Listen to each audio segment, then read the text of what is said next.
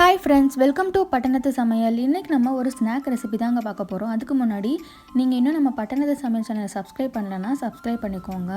அப்படியே பக்கத்தில் இருக்க பெல் ஐக்கானையும் ப்ரெஸ் பண்ணிக்கோங்க. அப்போ தான் நான் போடுற வீடியோ உங்களுக்கு நோட்டிஃபிகேஷனில் வரும். வாங்க இப்போ நம்ம எப்படி செய்யுதுன்னு பார்க்கலாம். இந்த ஸ்நாக்ஸு இது நம்ம இன்றைக்கி உருளைக்கிழங்கு பஜ்ஜி தாங்க செய்கிறோம். இந்த உருளைக்கிழங்கு பஜ்ஜிக்கு கூடவே கார சட்னி செய்கிறேன். பீச்சிலலாம் தருவாங்கல்ல, அந்த கார சட்னி செய்கிறேன். சட்னி நம்ம செகண்ட் பார்க்கலாம். இப்போ நம்ம ஃபஸ்ட்டு பஜ்ஜி எப்படி செய்கிறதுன்னு பார்க்கலாம். உருளைக்கிழங்கு பஜ்ஜி. ஃபஸ்ட்டு அந்த உருளைக்கிழங்கு பஜ்ஜிக்கு நான் இன்றைக்கி ஒரு 3 உருளைக்கிழங்கு தோலெல்லாம் சீவிட்டு இந்த மாதிரி எடுத்து ஸ்லைஸ் பண்ணி வச்சுக்கிறேங்க கத்திலேயே. கத்தியில் இந்த மாதிரி கட் பண்ணும்போது நமக்கு கரெக்டான ஷேப் கிடைக்கும். நம்ம பஜ்ஜி போடுறதுக்கும் ஈஸியாக இருக்கும்.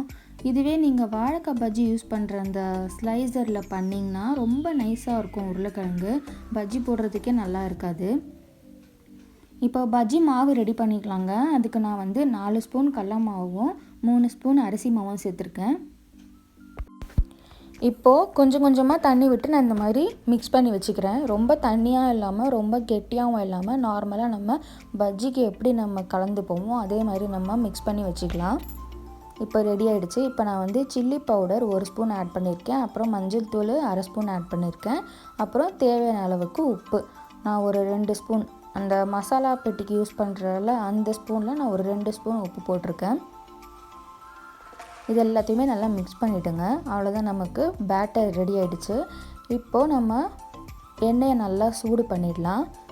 எண்ணெய் நல்லா சூடாகிடுச்சு. இப்போ நம்ம ஒரு உருளைக்கிழங்கு பீஸும் எடுத்து நம்ம பஜ்ஜி மாவில் கலந்து நம்ம எண்ணெயில் போட்டுடலாம்.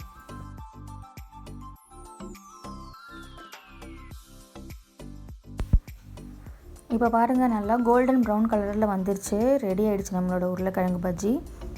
இப்போது நம்ம கார சட்னி எப்படி செய்கிறதுன்னு பார்க்கலாம். இதுதான் அந்த கார சட்னி. வாங்க எப்படி செய்கிறதுன்னு பார்க்கலாம். இதுக்கு தேவையானது என்னென்னா, ஃபஸ்ட்டு நான் 2 வெங்காயம், பெரிய வெங்காயம் எடுத்திருக்கேன். அப்புறம் 2 தக்காளி எடுத்திருக்கேன். கருவேப்பிலை, கொத்தமல்லி, பூண்டு, புளி, அப்புறம் காஞ்ச மிளகாய். அவ்வளோதான். இப்போது ஒரு பேனில் எண்ணெய் ஊற்றிக்கோங்க. எண்ணெய் ஊற்றிட்டு வெங்காயம், 3 காஞ்ச மிளகாய், பூண்டு சேர்த்துட்டு இது எல்லாத்தையும் நல்லா வதக்கிக்கோங்க. ஓரளவுக்கு வதங்கினா போதும், ரொம்ப வதக்கிட வேணாம்.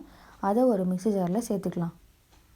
இப்போ அதே பேனில் கொஞ்சமாக எண்ணெய் விட்டுட்டு தக்காளி, புளி, கருவேப்பிலை இது 3த்தையும் கொஞ்சம் நல்லா வதக்கி அதையும் அந்த மிக்ஸி ஜார்லேயே சேர்த்துக்கோங்க.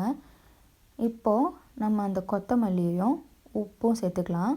கூடவே கொஞ்சமாக சர்க்கரை சேர்த்துக்கோங்க. இதெல்லாம் சேர்த்துட்டு மிக்சியில் கொஞ்சமாக தண்ணி விட்டு அரைச்சி எடுத்துக்கோங்க இந்த மாதிரி. அவ்வளோதான். இதுக்கு நீங்கள் எதுவும் தாளிக்க தேவையில்ல. அவ்வளோதான், சட்னி சூப்பராக ரெடி ஆகிடுச்சு. இந்த சட்னி தான் பீச்சில் தராங்க. இது நீங்கள் இன்னும் கொஞ்சம் தண்ணி விட்டு கொஞ்சம் தண்ணியாக கூட செஞ்சுக்கலாம். நான் கெட்டியாக செஞ்சுருக்கேன். அவ்வளோதான் ஃப்ரெண்ட்ஸ், சூப்பரான உருளைக்கிழங்கு பஜ்ஜியும் ரெடி, பீச்சில் செய்கிற அந்த கார சட்னியும் ரெடி ஆகிடுச்சு. உங்களுக்கு இந்த வீடியோ பிடிச்சிருந்துச்சுன்னா மறக்காமல் நம்ம பட்டணத்து சமையல் சேனலை சப்ஸ்கிரைப் பண்ணுங்கள். Thank you friends.